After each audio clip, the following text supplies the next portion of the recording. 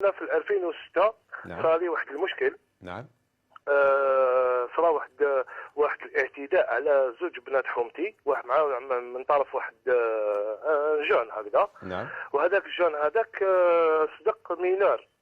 انا ما يبانش يعني الحط لاطاي تاعو الله يبارك، ما يبانش بلي مينور. معليش انا كنا احنا زوج، هو تعدى على زوج بنات حومه. نعم. وحنا كنا زوج، انا حاوزته والثاني ضربه.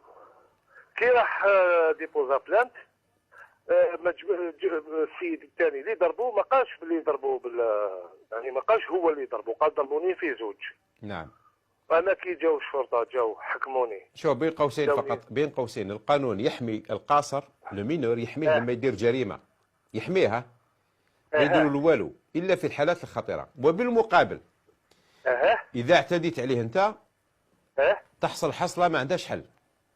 لا معليش استاذ، شوف معليش دوك انا باش نلحقوا لصلب الموضوع برك حبيت نحكي لك يعني اون غروس الموضوع واش يعني وصرا. نعم. المهم جاو سمعوني الشرطه وطلع له شارعت في 2007. نعم. ومن بعد في بيرموند رايس، ومن بعد ترونفوايات عاودنا شارعنا، حكموا عليا عام حبس. انا ونحكي نهضر لك هكذا يعني احنا رانا تنينه. نعم. يعني نفس الحكم تاعي مع الثانيه. نعم. ايه. عام حبس و20000 غرامه، 20000 دينار غرامه ماليه. وبعد كسرنا الرويسو. في الرويسو زدنا كسرنا المحكمه العليا.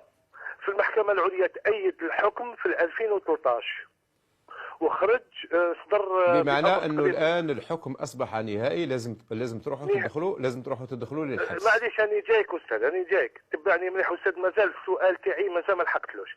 في 2013 تأيد الحكم، في 2015 خرج الامر بتقديم المعني. جاو داوني انايا والثاني اللي معايا جاري. نعم. انا كي جاو داوني من قدام الدار، رحنا لبيرموند رايس، رفدوا الملف. بعد رحنا للرويسو، قدموني النائب العام، البروكيرور النائب العام باش يدفعوني.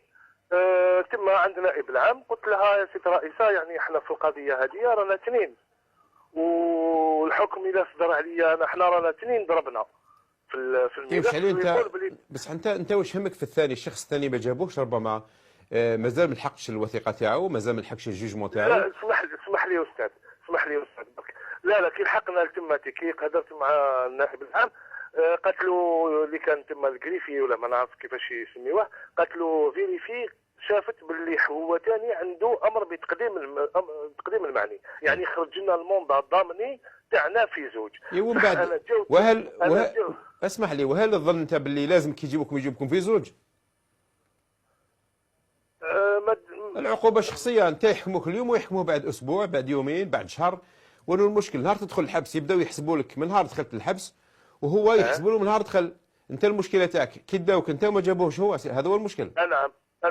وعلاش؟ لاني انا ما ضربتش.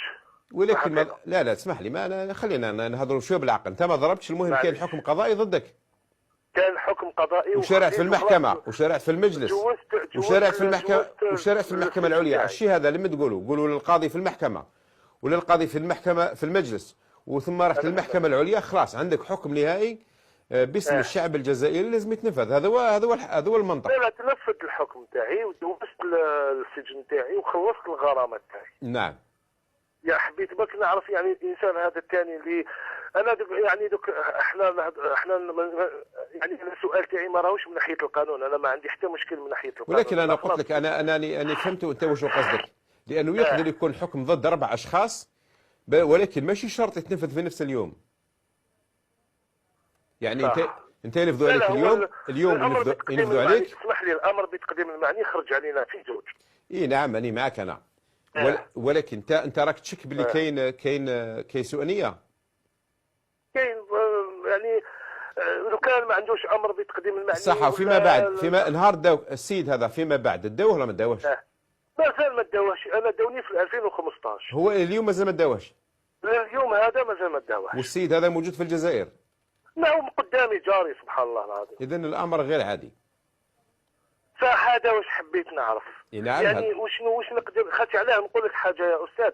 انا دوك نهار صرا المشكل، راك تعرف حنا الجزائريين عندنا شويه هذيك الرجله وهذيك النيف، وحنا كي نحقوا لدار الشرع ما نقدرش صاحبي ولا جاري ما نقدرش نقول باللي هو اللي ضرب انا ما ضربتش، يعني مشيت في كلمه واحده معاه ومن بعد في اخر المطاف هو صدق. علاش راني نحوس عليه، علاش ما داواش؟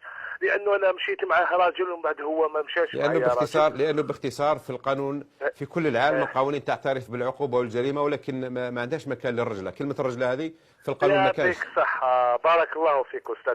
دوك انا نحوس نعرف برك، يعني شوف الامر بتقديم المعني خرج علينا في زوج، ولا تأيد علينا في زوج، ونفس العقوبه ونفس الغرامه. راني معك، راني فهمتك، ولكن انا شخصيا ما عنديش تفسير على اساس